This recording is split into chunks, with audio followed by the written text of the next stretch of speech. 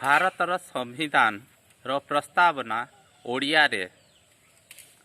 आमे भारतर लोके भारत को एक संपूर्ण प्रभुता संपन्न समाजवादी धर्मनिरपेक्ष लोकतंत्रात्मक गणराज्य गठन करिबा निमित्त एवं एहार समस्त नागरिकों को सामाजिक आर्थिक और राजनैतिक न्याय तथा विचार अभिव्यक्ति विश्वास धर्म और उपासनार स्वाधीनता एवं प्रतिष्ठा और सुजोगर समता प्राप्त कराइबा निमित्त तथा सेमानक मध्यरे व्यक्तिर गरिमा और राष्ट्रर एकता और अखंडता को सुनिश्चित करुथिबा भातृत्व वर्धन कराइबा निमित्त दृढ़ संकल्प होई आम्भ मानकर एही